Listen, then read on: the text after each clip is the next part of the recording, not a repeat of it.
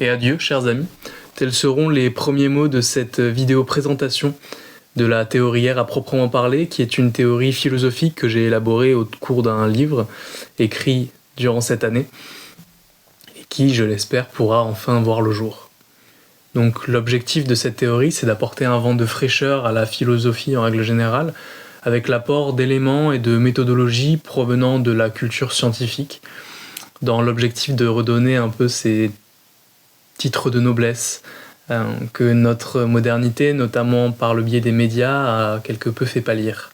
Donc en ce sens, cet objectif se traduit par l'établissement d'une théorie qui soit aussi complète que globale, c'est-à-dire aussi consistante que cohérente, englobant absolument toutes les théories ou tous les jugements qui ont déjà pu être édifiés ou qui le seront par le futur, mais en leur offrant un cadre d'interprétation qui soit sain du point de vue de leur entendement. Il faut donc le voir comme un ensemble complet, au sens ensembliste du terme, des jugements que l'on peut effectuer dans le monde. Il comprendra donc par construction l'ensemble des jugements et des théories ou des modèles appliqués à un élément interprétable de l'étang, allant de sa plus grande globalité à son entendement le plus subtil, en passant par tous les degrés de précision intermédiaires qu'il soit possible d'édifier. Donc pour donner une idée de ce que sa structure autorise, nous dirons premièrement que son ensemble d'interprétations admet tout sous-ensemble d'interprétations, c'est-à-dire à la fois la théorie quantique des champs, mais aussi toute théorie d'ordre mathématique ou psychologique, mais aussi le jugement que vous pourriez édifier à l'égard de cette présente vidéo, ou bien le jugement que vous pourriez avoir à la vue d'un papillon en plein vol. D'autre part, je dis aussi qu'il admet tout degré de précision pour chacun de ces sous-ensembles. C'est-à-dire qu'il admet tout aussi bien une vulgarisation très approximative de la théorie des champs que l'une de ses avancées théoriques les plus poussées fût-elle effectuée ou effectuable.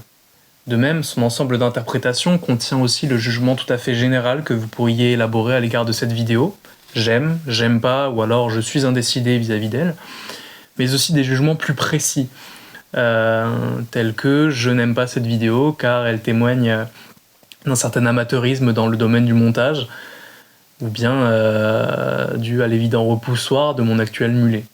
Pour en terminer avec les exemples, vous pourriez tout aussi bien édifier des jugements tout à fait généraux sur la simple beauté des couleurs d'un papillon, mais aussi vous émouvoir de sa capacité à voler par les lois physiques ou évolutionnelles qui sont sous-jacentes à son état ou à ses capacités.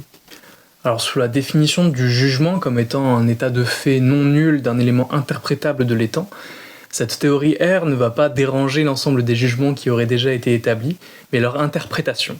De plus, au sein de son cadre théorique, nous allons élaborer et expliquer des concepts qui lui seront propres, dans l'objectif tout de même de bousculer votre perception, votre interprétation de notre réalité commune. Alors pourquoi avoir établi cette théorie ? Alors ça partait de la remarque suivante. On observe une forte tension entre deux forces contraires. La première, c'est notre besoin très actuel de comprendre le monde, de l'entendre sous une acception très générale, très synthétique. Et de l'autre, c'est la nécessaire spécialisation des penseurs ou des intellects modernes. La variable commune de ces deux mouvements contraires tient très simplement et très concrètement de nos avancées, notamment scientifiques, en termes de connaissances et de technologie. À cause de ça, l'émergence de polymathes accomplis devient chose plus rare, et la synthèse globale de l'ensemble de nos connaissances acquises jusqu'à ce jour de 29 septembre 2024 en devient, elle, pratiquement impossibilisée. Impossibilisée, tout du moins, sous une forme précise. Et c'est exactement sur ça que joue la théorie R. Car une partie de son cahier des charges était la suivante. Tout d'abord, former un ensemble d'interprétations complet, comme nous l'avons vu, mais aussi qu'il soit basé sur une structure théorique telle que sa précision ne trahisse pas sa généralité et réciproquement. Nous dirons que ce jeu incessant entre précision et généralité est au plus optimisé d'une part sous la lumière de mon propre jugement, mais aussi sous la lumière d'un principe qui découle de cette théorie R et que j'ai nommé le principe d'incertitude d'Heisberg, dont nous parlerons dans une prochaine vidéo. Cette théorie inclura donc bon nombre de concepts découlant de sa base axiomatique, tels que le principe d'incertitude d'Heisberg dont je viens de parler, mais aussi des concepts originaux ou remis au goût du jour. À travers cette théorie, je présenterai donc de la façon la plus logique et matérialiste qui soit des concepts tels que l'éthique, les émotions, le sens existentiel humain, ou encore des tensions qui sont présentes à l'échelle individuelle ou sociétale. L'objectif de cette théorie est de pouvoir avoir un entendement beaucoup plus globalisé de ce qu'est le monde et de pouvoir par la suite appliquer l'ensemble de ses conclusions pour nous affranchir de sa complexité. Mais nous verrons aussi que ces conclusions permettront de nous diriger vers ce qui fera de notre vie une vie bonne, et elles nous permettront aussi de déterminer des moyens avec lesquels nous pourrons tendre à cette vie bonne.